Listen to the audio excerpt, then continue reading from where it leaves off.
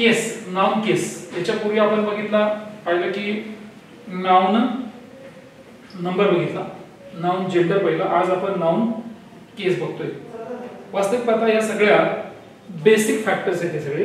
आणि तुम्हाला माहिती आहे की एखाद्या इमारतीचा पाया जर भक्कम नसेल, इमारतीचा पाया जर भक्कम नसेल तर ती इमारत जास्त काळ टिकू शकत नाहीये. तुम्हाला माहित असणं गरजेचं आहे की त्यासाठी आपल्याला पाया भक्कम करणं फार गरजेचं आहे. तर आज आपण इथं बघतोय टॉपिक नंबर 4 नाउन केस. तर विद्यार्थी मित्रांनो, केस म्हणजे काय? तर केस म्हणजेच विभक्ती, विभक्ती प्रत्यय. जसं मराठीमध्ये आपण म्हणतो ना, राम रामला, मुंबई मुंबईला, मुंबईहून मुंबईकडे, सला नाते वगैरे अशा प्रकारचे प्रत्यय लावतो. तसे इंग्रजीत प्रत्यय न लागता वेगळ्या प्रकारचे शब्द असतात, त्याला आपण नाउन केस म्हणतो. तर केस मध्ये बघूया इथं आपण बघूया नॉमिनेटिव्ह केस, याचं दुसरं नाव आहे सब्जेक्टिव्ह केस. सब्जेक्टिव्ह केस. दुसरा ऑब्जेक्टिव्ह केस, तिसरा आहे पॉसेसिव्ह केस. आणि पुढं बघा नॉमिनेटिव्ह केस, ऑब्जेक्टिव्ह केस, पॉसेसिव्ह केस. आता पण यानंतर आपण बघणार आहे, आपण नेक्स्ट टॉपिक बघतोय बघा, यानंतरचा नेक्स्ट भाग आहे नॉमिनेटिव्ह केस. सो व्हॉट इज नॉमिनेटिव्ह केस? तर तुम्हाला माहित असणं गरजेचं आहे की एखादं नाउन वाक्यामध्ये सब्जेक्ट म्हणून काम करतं. काय म्हणून काम करतं? सब्जेक्ट म्हणून काम करतं. It works as a subject. जसं की आपण बघूया नॉमिनेटिव्ह केसची व्याख्याच आहे, when a noun or pronoun, एखादं नाम किंवा सर्वनाम काय करतं? is used as the subject of the verb. एखाद्या क्रियापदाचा कर्ता म्हणून जर काम करत असेल तर it is said to be in the nominative case. Example बघा, बारकाईने जर तुम्ही एक्झाम्पल्स वाचले तर तुमच्या लक्षात येतील की Suraj wrote a letter. Suraj wrote a letter या वाक्यामध्ये सूरज हा सब्जेक्ट आहे, सूरज हा कर्त्याचं काम करतो. रोट हे वर्ब आहे, त्या वर्बचं ते सब्जेक्ट आहे. काय म्हणते या वाक्यामध्ये रोट हे वर्ब आहे आणि या वर्बचा सब्जेक्ट आहे सूरज. म्हणून विद्यार्थी सूरज हा काय आहे? Who wrote. आता तुम्हाला माहिती असणं गरजेचं आहे की आपल्याला सब्जेक्टिव्ह केस कशी मिळते? सब्जेक्टिव्ह केस कशी मिळते? तर तुम्हाला जर प्रश्नाला म्हणजे क्रियापदाला हु प्रश्न विचारला, म्हणजे वर्बच्या आधी हु शब्द ठेवला, या वर्बच्या आधी हु शब्द ठेवला तर आपल्याला सब्जेक्टिव्ह केस मिळते. उदाहरणार्थ हु रोट अ लेटर, तर उत्तर सूरज. सूरज हे नॉमिनेटिव्ह केस मध्ये आहे, नॉमिनेटिव्ह केस मध्ये आहे. तुम्हाला एक गोष्ट कळली असेल की कर्त्याला म्हणजे वर्बला जर हु न क्वेश्चन विचारला तर उत्तर मिळतं नॉमिनेटिव्ह केस, सब्जेक्ट मिळतो आपल्याला, सब्जेक्ट. आता बघा, the horse kicked the boy.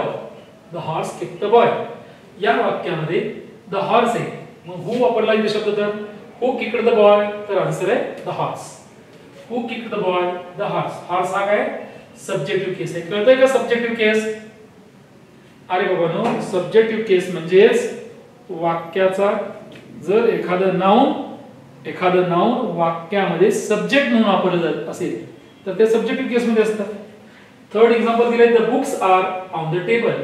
तर आता इथं हे व्यक्ती नाही, बघा व्यक्ती नाही, एक प्राणी किंवा व्यक्तीबद्दल म्हणून आपण हु प्रश्न विचारला 1 आणि 2 नंबर मध्ये. 3 नंबर मध्ये मात्र द बुक्स म्हणजे वस्तू आहे, म्हणजे व्हॉट न क्वेश्चन विचारायचा. जर सब्जेक्ट वस्तू विषय असेल, एखादी वस्तू असेल सब्जेक्ट, तर व्हॉट न क्वेश्चन विचारा. What are on the table, what are किंवा what is on the table, तर उत्तर आहे the books. The books. What is on the table, उत्तर द बुक्स. द बुक्स हा सब्जेक्टिव्ह केस मध्ये आहे. तर विद्यार्थी मित्र तुम्हाला कळलं असेल, जसं रामा किरीट रावण, रामा हा सब्जेक्टिव्ह केस मध्ये आहे. The teacher is teaching English grammar, the teacher हा सब्जेक्टिव्ह केस मध्ये आहे, इथे लक्षात घ्या तुम्ही. किंवा द ट्री इज टॉल या वाक्यामध्ये द ट्री हा सब्जेक्टिव्ह केस मध्ये आहे, म्हणजे वाक्याचा सब्जेक्ट म्हणून काम करत असेल तर that is called the subjective case. किंवा ही इज, बघा he is shouting loudly, he हा सब्जेक्टिव्ह केस मध्ये आहे. तर नोट सांगितली था आपल्याला, टू फाइंड द नॉमिनेटिव्ह केस म्हणजे त्याला सब्जेक्टिव्ह केस म्हणतो, नॉमिनेटिव्हचं दुसरं नाव आहे केस. Put who or what before the verb. वर्बच्या आधी हु किंवा व्हॉट ठेवायचे. Who wrote a letter, who kicked the boy, आणि what are on the table किंवा what is on the table. तुमच्या लक्षात आलं? काय लक्षात आलं? जर का विद्यार्थी आपणाला नॉमिनेटिव्ह केस किंवा सब्जेक्टिव्ह केस, नॉमिनेटिव्ह केसचं दुसरं नाव आहे सब्जेक्टिव्ह केस, सब्जेक्टिव्ह केस शोधायची असेल तर आपणाला काय केलं पाहिजे? प्रश्न हु किंवा व्हॉट न विचारला पाहिजे. व्यक्ती असतील तर हु न विचारा, वस्तू असेल तर व्हॉट न विचारा. That's all. तर बघा नंबर 2, नंबर सेकंड आहे ऑब्जेक्टिव्ह केस. काय? ऑब्जेक्टिव्ह केस. तर विद्यार्थ्यांना जसं सब्जेक्टिव्ह केस काय करतं? वाक्याचा सब्जेक्ट म्हणजे वाक्याचा कर्ता म्हणून काम करतं. तसं ऑब्जेक्टिव्ह केस हे काय करतं? याचं दुसरं नाव आहे ॲक्युजेटिव्ह केस. ऑब्जेक्टिव्ह केस काय करतं? तर ऑब्जेक्टिव्ह केस हा वर्बचा ऑब्जेक्ट म्हणून काम करतं. एखाद्या क्रियापदाचा ऑब्जेक्ट कर्म म्हणून काम करतं. बघा, ऑब्जेक्टिव्ह केस और accusative case when a noun or pronoun is used as the object of the verb it is said to be in the objective case. एखादं नाउन किंवा प्रोनाउन क्रियापदाचा ऑब्जेक्ट म्हणून काम करत असेल तर त्या नाउनला किंवा प्रोनाउनला काय म्हणायचं?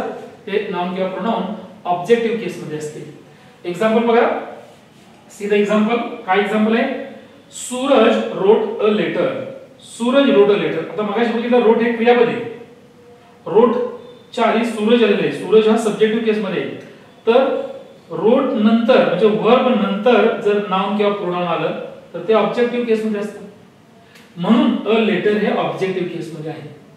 बघा, या वाक्याचा कर्ता सूरज आहे, वर्ब रोट आहे, ऑब्जेक्ट अ लेटर आहे.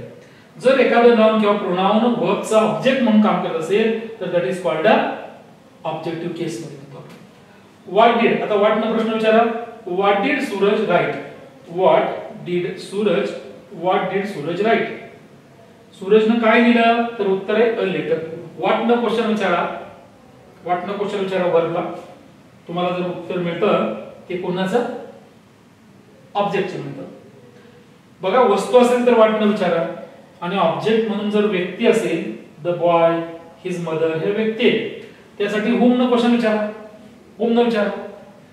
सूरज रोट अ लेटर या वाक्यामध्ये लेटर हा वस्तू आहे त्यामुळे आपण व्हॉट न प्रश्न विचारला. पण 2 नंबर मध्ये the horse kick the boy. The horse kick the boy. The horse म्हणजे घोड्याने मुलाला लात मारली. तर विद्यार्थी इथं व्हॉट न प्रश्न नाही विचारतात तर काय विचारलं पाहिजे? Whom did the horse kick. घोड्याने कोणाला उडी मारली, लात मारली? तर उत्तर आहे द बॉय. उत्तर काय आहे? The boy. द बॉय हा ऑब्जेक्टिव्ह केस मध्ये. Number 3, example number 3. Mohan will help his mother. Mohan will help his mother. या वाक्यामध्ये विद्यार्थ्यांनो व्हॉट न क्वेश्चन विचारा. whom will Mohan help? तर उत्तर आहे हिज मदर. इथं नोट आहे. काय नोट आहे? काळजीपूर्वकचा note. Read the note carefully.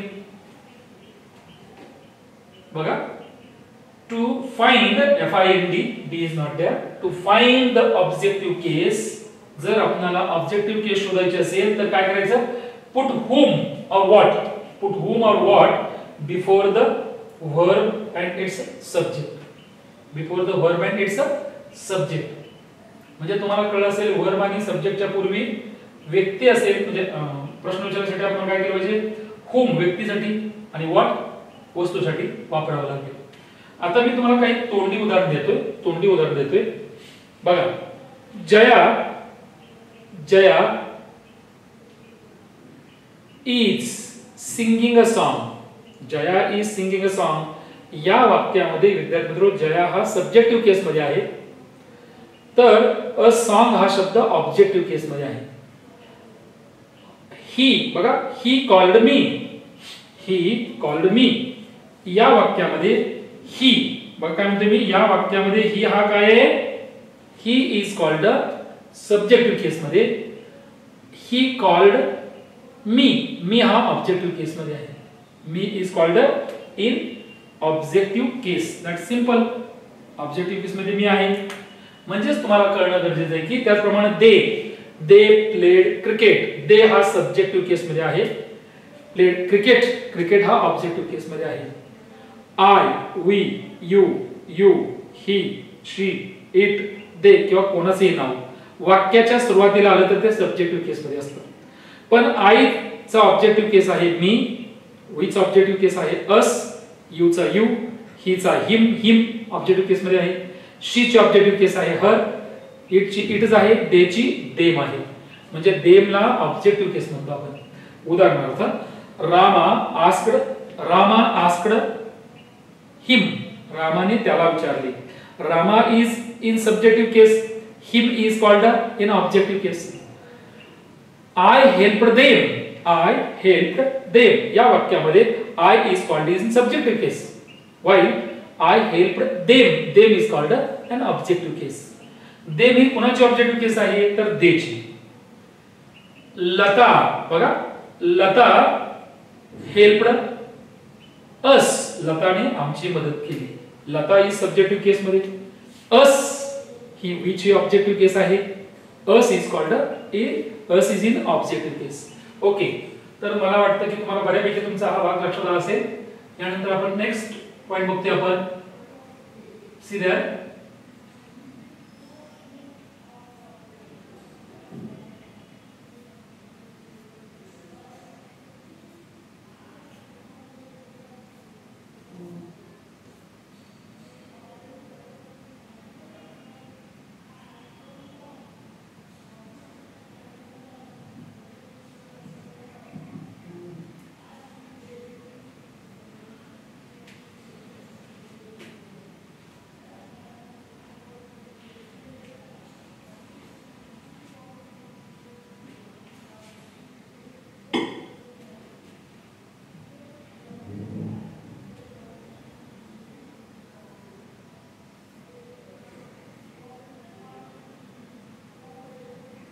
Okay, तर यानंतर आपण नेक्स्ट टॉपिक बघतोय, दॅट इज पॉझेसिव्ह केस. काय केसचं नाव? That is called possessive case. See that, possessive केसलाच आपण जिनेटिव्ह केस असं पण म्हणतो. पॉझेसिव्ह केस मालकी दाखवणारा शब्द असतो, त्याला विभक्ती असते. मालकी दाखवणारी विभक्ती असते. जसं की दिस केस शो ओनरशिप म्हणजे मालकी. दिस केस शो ओनरशिप और पोजेशन एक्झाम्पल्स दिले.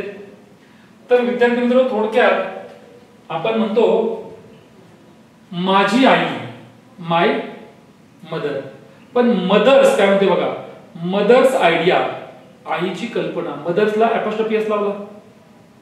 रोहन्स फ्रेड किंवा काय म्हणतो आपण रावणास व्ह्यू. रावणास अपॉस्ट्रोफी म्हणजे अपॉस्ट्रोफी एखाद्या नामाला, एखाद्या नाउनच्या शेवटी अपॉस्ट्रोफी एस देऊन पॉझेसिव्ह केस बनते. जसं की बघूया आपण इथं सांगितले Rama's father is a doctor. विद्यार्थी, रामास फादर या वाक्यामध्ये रामास हा शब्द whose father is a doctor म्हणजे थोडक्यात तुम्हाला हुज न जर क्वेश्चन विचारला तर पॉझेसिव्ह केस मिळते. बघा, whose father is a doctor, whose न क्वेश्चन विचारा तुम्हाला पॉझेसिव्ह केस मिळेल. त्याचनंतर पुढचं दिलंय this is Seema's book. Whose book is this. Whose book is this. Answer आहे Seema's.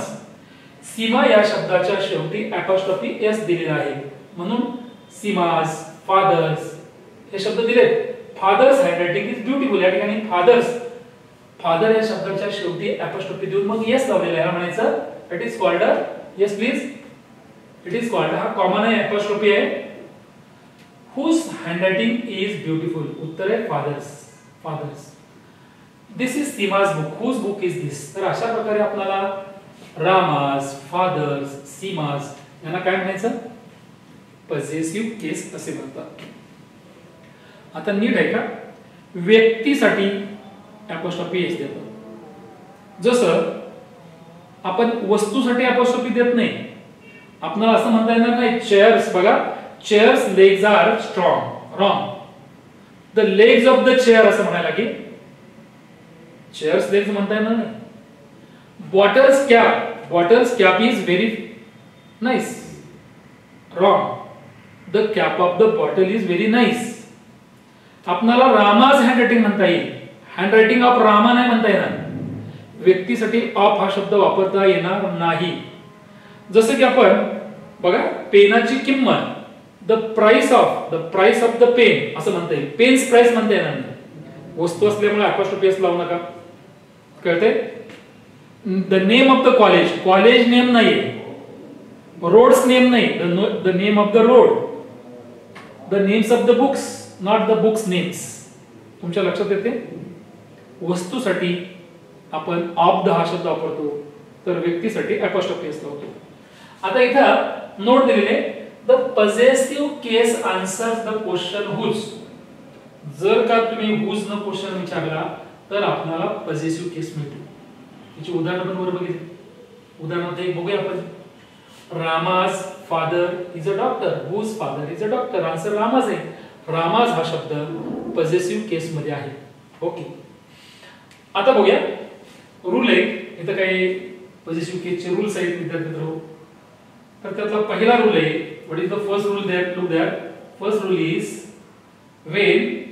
when the noun is singular, एखादं नाउन सिंग्युलर असेल, एक वचनामध्ये असेल, तर the possessive case is formed by adding noun, adding s. म्हणजे त्या नीट ऐका, एखाद्या नाउन जर सिंग्युलर मध्ये असेल तर त्याला त्या नाउनच्या शेवटी अपॉस्ट्रोफी एस लावतात. जसं की आपण बघितलंय, द गर्ल हा मूळचा शब्द आहे. द गर्ल्स ड्रेस, मुलीचा पोशाख, हा अपॉस्ट्रोफी पाहिजे, कॉमा नाही आहे अपॉस्ट्रोफी. द गर्ल्स ड्रेस, मुलगी एकच आहे. द किंग्स वाईफ, राजाची बायको, किंग हा शब्द एकच आहे, सिंग्युलर नाउन आहे, त्याच्या शेवटी अपॉस्ट्रोफी एस दिला. म्हणजे एसच्या अगोदर आपण अपॉस्ट्रोफी दिली प्रत्येक वेळेस. A mother's love, apostrophe S दिलेले. अ डॉग्स टेल, कुत्र्याचं शेपूट, डॉग या शब्दाच्या नंतर अपॉस्ट्रोफी दिला, एसच्या आधी दिले, एक्सेट्रा. आता नोट दिले, the letter S is omitted. आता एस हे लेटर ओमिट केलं जातं, वगळलं जातं. कधी वगळलं जातं? Omitted in a few words, काही शब्दामध्ये ते वगळलं जातं, ओमिट केलं जातं. कधी? Where too many hissing sounds come together, जेव्हा एकापेक्षा जास्त जर हिसिंग साउंड जर येत असतील तर अशा वेळेस तो एस निघून जातो आणि काय तर एसच्या नंतर अपॉस्ट्रोफी येतो. उदाहरणार्थ, फॉर गुडनेस सेक, चांगुलपणासाठी एसच्या नंतर अपॉस्ट्रोफी दिले. फॉर जस्टिस सेक, जस्टिसच्या नंतर अपॉस्ट्रोफी दिले. फॉर कन्सियन्स सेक, कन्सियन्सच्या नंतर अपॉस्ट्रोफी दिले. म्हणजे अशा प्रकारे पाहिलं की जिथं हिसिंग साउंड्स येतात तिथं अपॉस्ट्रोफी एस दिला जात नाही, तर एसच्या नंतर शब्दाच्या नंतर अपॉस्ट्रोफी दिला जातो. ठीक आहे. So after this will continue next rule आहे. काय रूल आहे next? When the noun is plural, जेव्हा एखादं नाउन हे काय असतं? प्लुरल असतं. What is plural? सिंग्युलर. तुम्हाला माहिती, जर का ते नाउन हे प्लुरल मध्ये असेल, प्लुरल म्हणजे अनेक वचनामध्ये असेल, तर काय? Noun is plural and ends in S, आणि त्या नामाचा शेवट एस नव्हतं. जसं bottle, bottles, pen, pens, table, tables, S प्रत्यय लागून त्यांचा अनेक वचन होते. मग अशा वेळेस काय करायचं? बघा, when the noun is plural and ends in s, the possessive case is formed by adding apostrophe. अशा वेळेस apostrophe जस्ट दिली जातं. जसं की बघा, बॉईज स्कूल, मुलांची शाळा. आता मुलांची शाळा, अनेक मुलांची शाळा, एका मुलाची नाही. एकाच मुलाची असते तर अ बॉईज स्कूल, एसच्या आधी अपॉस्ट्रोफी दिला असता एका मुलाची असते. पण अनेक मुलांचे आहेत त्यामुळे बॉईज स्कूल, गर्ल्स कॉलेज एसच्या नंतर दिले. त्याचप्रमाणे हॉर्सेस टेल्स, घोड्यांच्या शेपटा, शेपूट म्हणतो आपण. म्हणजे अशा प्रकारे आपल्याला कळलं की अनेक वचन असेल तर एसच्या नंतर अपॉस्ट्रोफी दिला जातो. What it is it? Idea clear? Idea clear झाली का तुमची? ओके. जसं आपल्याला सांगायचंय की दुसरा एखादा आपण घेऊ शकतो. आपण उदाहरणार्थ इथे दिले, बॉईज दिले, गर्ल्स दिले, हॉर्सेस दिले. अशी कोणते नाव आहेत की ज्याच्या शेवटी यस लागून त्याचा अनेक वचन होतं? व्यक्ती पाहिजे आपल्याला, बॉटल बॉटल्स, टेबल टेबल्स नको आहे. जसं आपण पाहिलं की बॉय बॉयज, गर्ल गर्ल्स, तसं आणखी कुठले शब्द आहेत की जिथं यस प्रत्यय लागून त्याचं अनेकवचन बनतं. मग ती व्यक्तीच्या संदर्भातच पाहिजे आपल्याला, वस्तू नको. ओके, तर ठीक आहे.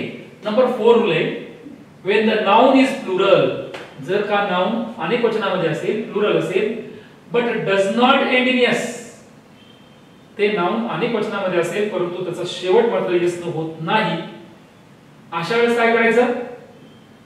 the possessive sign is formed by adding in the end. आता काय केलं बघा, म्हणजे त्याप्रमाणे उदाहरण मेन आहे, मॅन अनेक वचन मेन आहे. मेन्स क्लब म्हणजे यशच्या आधी अपॉस्ट्रोफी दिला, म्हणजे मेन, मॅन अनेक वचन मेन, मग मेन्स क्लब म्हटलं आपण. त्याचप्रमाणे चिल्ड्रन, चाइल्ड अनेक वचन चिल्ड्रन, चिल्ड्रन्स बुक्स. उदाहरण या 4 नंबरच्या उदाहरणामध्ये हा 4 नंबरचा नियम तुम्हाला कळलाय का? बघा काय नियम आहे. तर तो नियम आहे, जर एखाद्या नामाचं अनेकवचन यस प्रत्यय लागून होत नसेल तर अशा वेळेस त्याचा पॉझिटिव्ह केस बनवताना काय करायचंय? त्याच्यानंतर अपॉस्ट्रोफी द्यायचं आणि मग यस द्यायचे. आता 5 नंबरचा रूल वाचा, सीधं रूल नंबर 5 काय करतोय का लक्षात येते का बघा. So what is the rule number 5? Yes, बघा, when a noun or title consists of several words, एखादं नाउन असेल किंवा एखादं टायटल असेल ते अनेक शब्दापासून बनलेले असतील, अनेक शब्दापासून बनलं असेल तर काय करायचं? तर the possessive sign is attached only to the last word. शेवटच्या शब्दाला काय करायचं? अपॉस्ट्रोफी द्यायचं. उदाहरणार्थ the king of Bhutan's visit, भूतानच्या राजाची विजिट, असं म्हणता येणार नाही आपल्याला. बघा, किंग्स भूतान्स विजिट असं नाही म्हणता येणार. आपल्याला काय म्हणायचं आहे? The king of Bhutan's visit. इथं 2 नाउन आहेत, हे टायटल आहे, एक आहे किंग आहे आणि 2 भूतान आहे. Number 2 the prime minister of India's speech, इंडियाच्या नंतर अपॉस्ट्रोफी दिला तर इंडियाज 2 नंबरचं नाव असतं तिथे अपॉस्ट्रोफी द्यायचं. नंबर 6 रूल बघा. So what is the 6 number rule? Please read it. Read it, please. When 2 nouns are in opposition, the possessive sign is put to the letter only. मग काय करायचंय? 2 असतील तर काय बघा त्यावेळेस काय करायचं? उदाहरणार्थ that is Tagore the poet's house. इथं कॉमा पाहिजे. that is Tagore, the poet's house. Tagore हे आधी आलेलं आहे, Tagore नंतर पोएट्स. टागोर कोण आहे? पोएट्स आहेत, म्हणून याला म्हणायचं नाउन इन अपोजिशन म्हणायचं. Noun in opposition. बघा यानंतर नंबर 6 दिलेलं आहे, 7 दिलेलं आहे. when 2 nouns are closely connected, जेव्हा 2 नाउन एकत्र येतात जवळ तेव्हा काय? the possessive noun is put to the second noun. तेव्हा possessive noun हे सेकंड नाउनच्या नंतर देतात. ते क्लोजली असतात तेव्हा बरं का. Hello, if they are closely, जर का ते क्लोजली नसतील तर मग मात्र दोघांना सेपरेट असेल तर सेपरेट द्यायचं. जसं की मला सांगायचंय 2 भाऊ आहेत, जसं राम अँड श्याम्स मदर. राम आणि श्यामची आई एकच आहे ना, म्हणून आपण राम अँड श्याम्स, श्यामच्या नंतर श्यामला काय केलं? 2 नंबर श्यामला आले म्हणून श्याम्स मदर लिहिलं, अपॉस्ट्रोफी दिला. पण आधी समजा राम घेतला, राम अँड श्याम्स मदर, श्यामला 2 नंबरचं नाव घेतलं त्याच्या नंतर अपॉस्ट्रोफी द्या. मग इथं तेच आपण केलेलं आहे. when 2 nouns are closely connected, the possessive is put to the second noun. जसं राम अँड श्याम स्कूल, राम आणि श्याम दोघांची शाळा एकच आहे म्हणून आपण श्यामच्या नंतर दिलं. त्याप्रमाणे सीता अँड गीताज मदर, सीता आणि गीताची आई दोघींची एकच आहे. दोघात मिळून एकच असेल तेव्हा 2 नंबरच्या नाउनला अपॉस्ट्रोफी द्यायचं. पण नीट ऐका. See the rule here. Each of the 2 or more connected nouns implying separate possession must take the possessive sign. पण जर का मालकी दाखवणारा शब्द आहे तो दोघात वेगळा असेल, जसं राम आणि श्याम दोघांची शाळा वेगळी असेल तर दोघांना पण अपॉस्ट्रोफी द्या.